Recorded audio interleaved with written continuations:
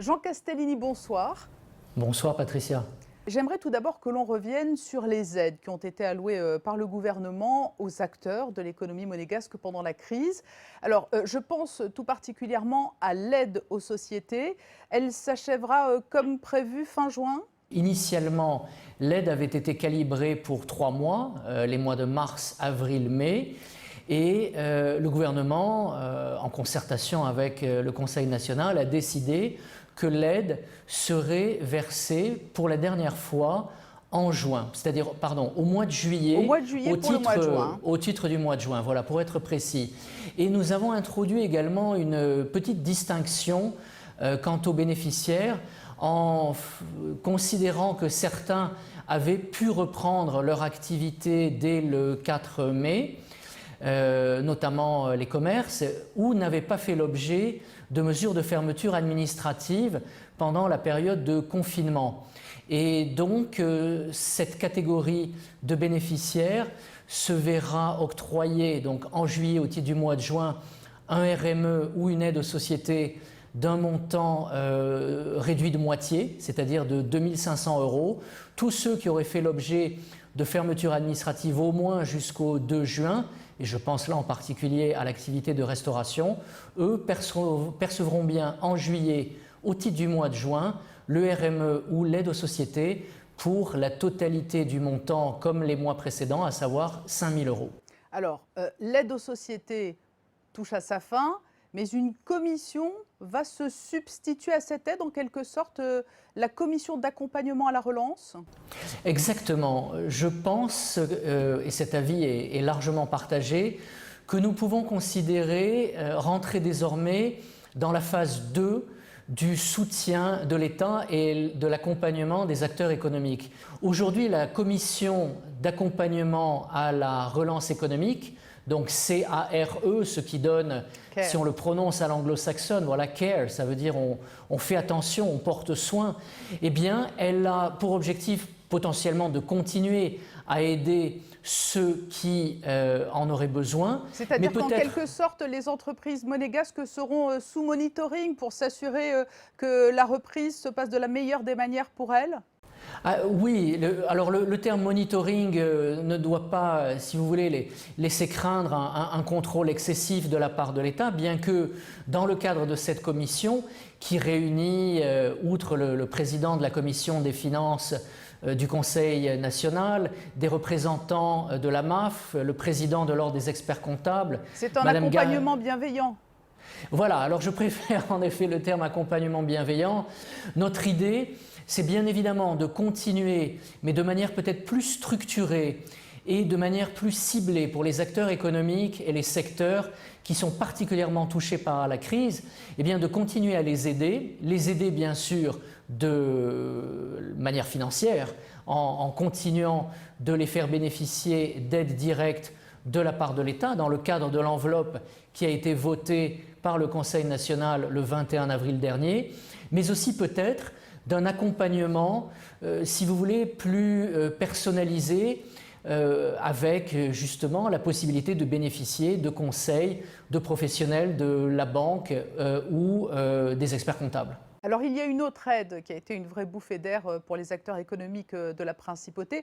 Ça ne dépend pas directement de votre portefeuille ministériel, mais vous pourrez nous répondre. Qu'advient-il du chômage total temporaire renforcé, cette aide à l'emploi cette fois, puisque jusqu'alors nous parlions de soutien à l'économie? Voilà, c'est en fait les deux dispositifs que vient compléter le fonds de garantie, mais les deux dispositifs que sont le CTTR et les aides directes évoluent.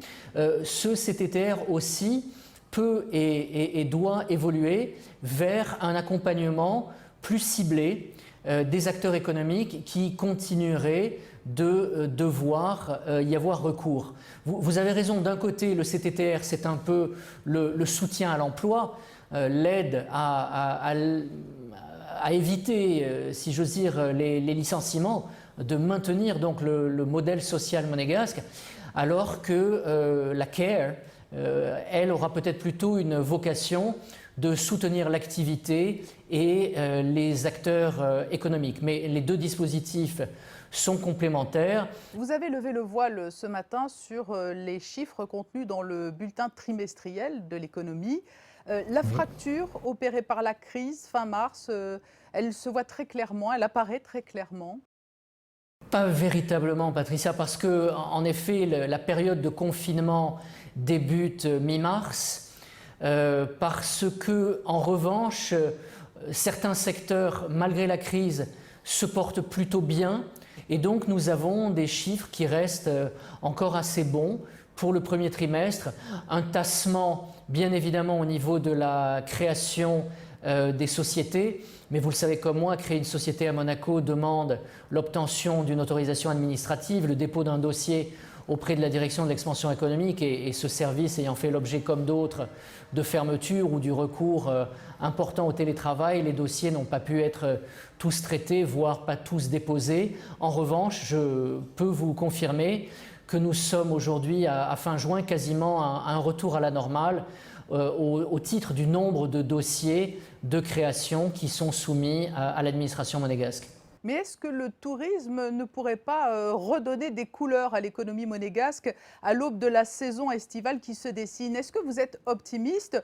On sait que la zone Europe va bénéficier du repli des voyageurs européens dans la région. Écoutez, je reste optimiste, mais c'est un optimisme teinté de réalisme. L'aéroport de Nice a par exemple annoncé hier qu'il y aurait prochainement à nouveau, je crois de mémoire, à peu près 70 destinations. Toutefois, il est clair que oui, les hôtels se remplissent petit à petit, les restaurants recommencent à vivre, mais il y a des secteurs et des quartiers en particulier, comme Monaco-Ville, qui pâtissent encore beaucoup aujourd'hui de l'absence de ces nombreux touristes qui viennent parfois simplement pour la journée, découvrir la principauté. Alors oui, la relève de la garde, place du Palais, c'est reparti là aussi. Donc les indicateurs sont plutôt au vert, mais il faudra pour certains un peu plus de temps. Un dernier mot, Jean Castellini, nous évoquions ces chiffres, cette recrudescence de l'épidémie à Pékin, nous l'évoquions avec Didier Gamerdinger en début de semaine. Si l'épidémie venait à frapper de nouveau de plein fouet notre région, est-ce que la principauté pourrait se relever d'une deuxième période de confinement?